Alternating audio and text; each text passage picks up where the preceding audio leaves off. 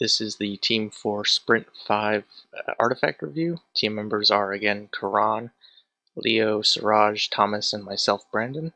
Our main goals for this sprint were to make some incremental advancements on our row detection algorithm and our ROS setup, as well as to retrain via transfer learning our existing machine learning model. We didn't complete everything this sprint again due to some certain time constraints, but we did make some progress. Here in GitHub we have made some updates to our research branches as well as the algorithm and ROS.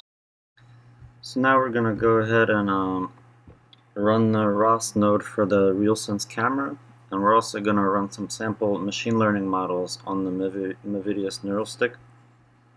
So I did all the prep work, so all we got to really do is launch the ROS node. So you can see all the topics are being created and published too. And we're going to use RViz to help us visualize what's going on. So over here we can go ahead and add any, we can do it by display type or by ROS topics. So all sorts of topics being published to all sorts of camera information. We're just going to go ahead and do like a standard color raw image. And when we do that, you can actually see, there we are, being published to a ROS topic. So for now, that's pretty much the functionality we have. We have the ROS node running. And I'm going to go ahead and kill that and switch over to the Movidius neural stick. Which, one second, I'm going to plug it in.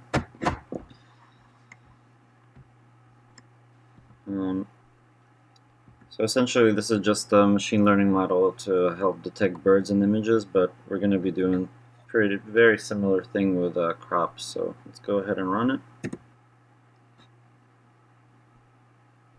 And there we go. As you can see, it's going to scroll through different images, and this is actually the detection is happening as as the images are being fed to the model, and it gives you a little success rate of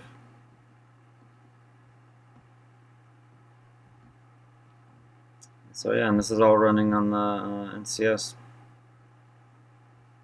I hope you enjoyed the video. My name is Thomas, and I'm going to go ahead and show you the tool that we've been using to annotate our images and going ahead and how we're creating our training set to go ahead and train our model.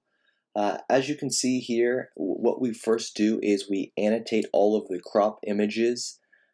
Once we annotate the crop images, we go ahead and mark them, their labels as plants, and then we go ahead and annotate the land, and then from there mark it as dirt. Once we're done with the training images and essentially annotating them completely, we'll then go ahead and save the image. It'll go ahead and save as a JSON file. Once that JSON file is saved, we'll go ahead and run a label me Python script to output our training set. So you can see here, I'll jump into the label me and run that now. Okay, as you can see, it just went ahead and created a new directory for us. This is the script that we're using here. Let's go ahead and jump on into the directory that it just created. As you can see, there is the class names that we went ahead and already put in there. Of course, we got the background, the dirt, and the plant. These are the class names here. From there, it goes ahead and outputs the original image, as you can see here. And then we have the actual segmented image.